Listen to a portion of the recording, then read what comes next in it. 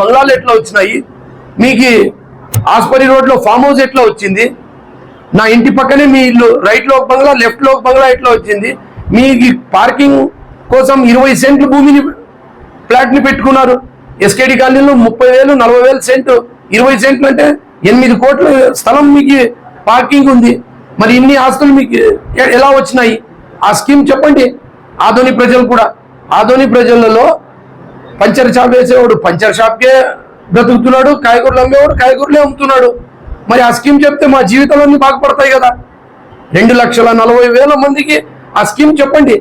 NGO scheme చెప్పండి, ఇది 100 కోట్లు సంపాదించే స్కీమ్ చెప్పండి, మా జీవితాలన్నా బాగుపడతాయి. దున్నేస్తే ఈఎంఐలు అప్పులు ఫైనాన్సులు కట్టేకే సరిపోయినాయి మా జీవితాలు. అంటే ఎమ్మెల్యేలు మాత్రమే వ్యాపారాలు చేసుకోకూడదా, మేము సంపాదించుకోకూడదా, అంటే ఎక్కడైనా కానీ వ్యాపారం చేసుకోవచ్చు అని ఆయన ఎమ్మెల్యే గారు స్వయంగా చెప్పారు. మీరు దానికి అవును సార్, మేము డెవలప్ అయినాము, వ్యాపారం చేసుకుని అభివృద్ధి చెందుతున్నాము, మేము ఎక్కడ కూడా అభివృద్ధి చేయడం లేదని చెప్పేసి ఆయన చెప్పారు. సరే సార్, మీరేం ఫ్రూట్ వ్యాపారం చేస్తున్నారా, టమాటాలు అమ్ముతున్నారా, మామిడి పండ్లు అమ్ముతున్నారా, జామకాయలు అమ్ముతున్నారా? మీ బిజినెస్ ఉన్న ప్రజలకు చెప్పండి. ఒక్క బిజినెస్ లేదు, మీకు 100 కోట్లు ఎక్కడి నుంచి వచ్చినాయి? మీరు జమీందారులు అయితే రేషన్ కార్డు ఎలా వస్తుంది మీకు? మీరు జమీందారులు అయితే మీరు పదే చెప్తున్నారు ఆదోని ప్రజలకి, నేను జమీందారుని మరి మీరు జమీందారులు అయితే మీకు నెలకి 8,000 ఆదాయమా? మీ ఇంట్లో కలర్ టీవీ లేదా? మీ దగ్గర సైకిల్ మోటార్ లేదనే కదా. మరి ఈరోజు 100 కోట్లకి ఎట్లా అధిపతి అయినారు మీరు? ఇది ప్రజలకు తెలపాలా.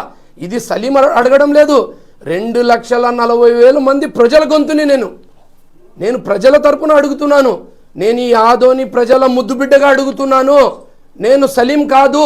ఏదైతే రేషన్ కార్డు మీద మీరు 1,00,000 రూపాయలని అఫిడవిట్ చూపించి ఏదైతే ఉన్నతమైన ఎలక్షన్ కమిషన్కి కూడా మీరు తప్పుడు అఫిడవిట్ ఇచ్చినారు కాబట్టి ఇవన్నీ దీని మీద నేను ఛాలెంజ్ చేస్తున్నాను. మీరు సమయం ఇస్తారా చెప్పండి, మీరు ప్లేస్ చెప్తారా, ఆ ప్లేస్కి వచ్చి ఎక్కడ రావాలి చెప్పండి. మీ ఇంటికి రావాలనా, లేకుంటే మీరు శ్రీనివాస్ భవన్ సర్కిల్కి రావాలనా, ఎక్కడ రావాలి చెప్పండి. మీరు ఏ సర్వే నెంబర్ వదిలినారు, ఏ జాతికు వదిలినారు, ఏ కులం సోదరుడికి వదిలినారు? మాదరం రోడ్లో పోండి, మన ఒక ప్రముఖ హోటల్ బాప్ ఆయనది 1 ఎకరా భూమి వేసుకున్నారు. ఆస్పరి రోడ్కి పోండి, ఒక ముస్లిం సోదరుల ఆస్తులు వేసుకున్నారు. బైపాస్ రోడ్కు పోండి, మీ పార్టీలో ఉన్న మున్సిపల్ ఎక్స్ చైర్మన్ కురువ గారిది వాళ్ళది ఆస్తి వేసుకున్నారు. మీరు ఎవరిని వదిలినారు చెప్పండి. మీరు గడపకు పోతే బిఎస్ లాడ్జ్ పక్కన మన తాయన సతీమణి కళ్ళల్లో నీళ్లు తీసి, అయ్యా వెంకటేశ్వర స్వామి పక్కన మా మగుడు మీ ఫోటో పెట్టుకున్నారు, మా 1/2 ఎకరా లాక్కున్నారు అన్నారు. మరి ఒక రవి అని బోయా సోదరుడు రోడ్ బాగలేదని చెప్తే మీ ఇంటికాడ తెచ్చి ఆయన్ని తొక్కి మరి శిల్పా ఎస్టేట్లో తీసుకుపోయి దారుణంగా కొట్టినారు. ఇదేం రాజుల పరిపాలన? అయ్యా ఎమ్మెల్యే గారు, మీరు ఎమ్మెల్యే అంటే ఏదో మీరు పెద్ద పదవి అనుకుంటున్నారు. ఒక ఆర్టీసీ డ్రైవర్, ఒక లైన్ మ్యాన్ కన్నా అధ్వానం ఇది పదవి. వాళ్ళకైనా 40 ఏండ్లు సర్వీస్ ఉంటుంది, మీకు 5 ఏండ్ల సర్వీస్ ఇది. రాబోయే కాలంలో ప్రజలు మీకు బుద్ధి చెప్తారు. మీరు కేవలం 5 ఏండ్లకే ప్రజలు ఎన్నుకునింది. మీరు మా ఆదోని కోసం ఏం చేస్తున్నారు చెప్పండి. వేరే వాళ్ళు 5 స్టార్ హోటల్ కడితే అక్కడ పోయి మేము ఉద్యోగాలు ఇప్పిస్తున్నామని చెప్తారు. మరి మీరు ఈ ఆదోని గడ్డలో పుట్టి ఆదోని బీద జనాల్ని దోచుకొని ఆ డబ్బుని తీసుకుపోయి తెలంగాణ డెవలప్మెంట్ చేస్తున్నారు, కానీ ఈడెందుకు మీరు డెవలప్మెంట్ చేయలేదు? ఈరోజు ఒకరు పారిశ్రమం పెట్టాలంటే కూడా మిమ్మల్ని పర్సంటేజ్ ఇవ్వాలని భయపడిపోతున్నారు. ఈరోజు ఇక్కడ ఏదైనా రియల్ ఎస్టేట్ వెంచర్ వేయాలన్నా మీకు పర్సంటేజ్ ఇవ్వాలని భయపడి పారిపోతున్నారు. మరి మీ వ్యవహారం ఇలా ఉంటే ఎవరు వచ్చి మా ఆదోనిలో ఇన్వెస్ట్ చేస్తారు? మా పిల్లలకి ఎలా ఉద్యోగాలు వస్తాయి? మా ఆకలి కేకలు ఎలా తీరుస్తారు మీరు చెప్పండి. ఈ రోజు వరకు మీరు 20 ఏండ్ల నుంచి 3 కాయలు 6 పువ్వులు మీరు ఎదిగినారు, కానీ మా ఆదోని నాశనం అయిపోయింది, మేము వలసలు పోతున్నాము అని ఈ ఆదోని ప్రజల తరపున మిమ్మల్ని నిలదీస్తున్నాను. ఆయన 2 ఎకరాల భూమి ఉన్న వ్యక్తి ఈరోజు ఇన్ని ఎకరాలు ఎక్కడి నుంచి వచ్చిందని ఆయన హెరిటేజ్ అని ఒక మిల్క్ డైరీ పెట్టి కొన్ని వేల మందికి ఉపాధి కలిగించి ఆయన ఇన్కమ్ ట్యాక్స్ కడుతున్నాడు. ఆయన ఒక వ్యవస్థను నడుపుతున్నారు. మరి మీరేం నడుపుతున్నారు? మీకు ఒక వ్యాపారం లేదు, కేవలం దాచుకోవడం దోచుకోవడమే తెలుసు. 100 కోట్లకి ఎదిగిపోయినారు.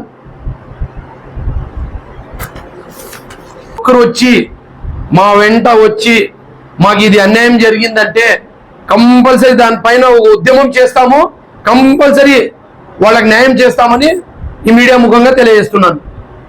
చాలా మంది స్వేచ్ఛగా రావాలనుకుంటున్నారు, చాలా మంది వచ్చినారు కూడా మీడియాలో. వాళ్ళు సాయంత్రం చెప్తే పొద్దున మరి అదే సాయి ప్రసాద్ రెడ్డి పిలిచి ఆ పులి పక్కన మేకను కూర్చోపెట్టుకున్నట్ల రాత్రికి ఈయన దయ్యము, మా శైతాను, మా దగ్గర ప్రాపర్టీ లాక్కున్నాడు అని చెప్తారు. పొద్దున ఆయనకు పిలిచి మరి వార్నింగ్ ఇస్తే పక్కన కూర్చోపెట్టుకుని మా దేవుడు, మా వెంకటేశ్వర స్వామి, ఆయన పులి పక్కన మేకను కూర్చోపెట్టుకుని ప్రెస్ మీట్ ఇచ్చినట్లు ఉంటుంది.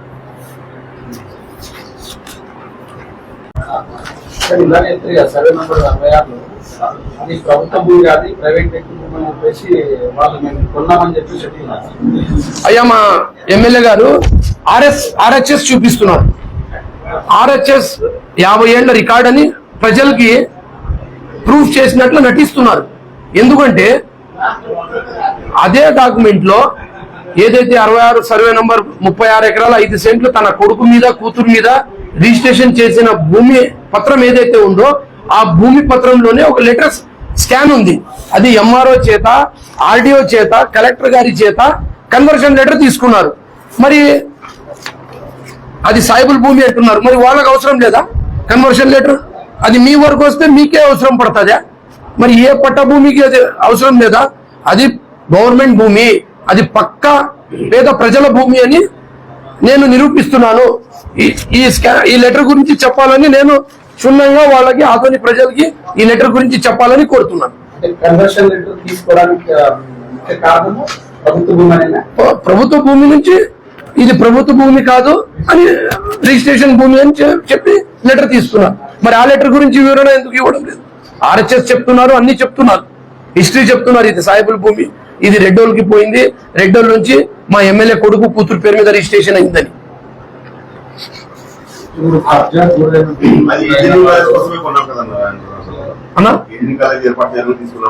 అవును, మరి అది కరెక్ట్ భూమి అయితే మరి ఇంజనీరింగ్ కాలేజ్, బీమా కాలేజ్ అక్కడ ఎందుకు మీరు నిర్మాణం చేయలేదు? వేరే భూమిలో ఎందుకు నిర్మాణం చేసే పరిస్థితి వచ్చింది?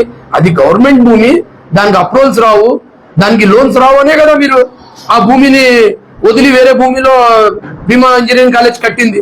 మీరు స్వయాగా మీరే చెప్పినారు ప్రెస్ మీట్ లో, మేము ఇంజనీరింగ్ కాలేజ్ కట్టేకి తీసుకున్నాము ఆ భూమి అని. మరి ఎందుకు కట్టలేదు?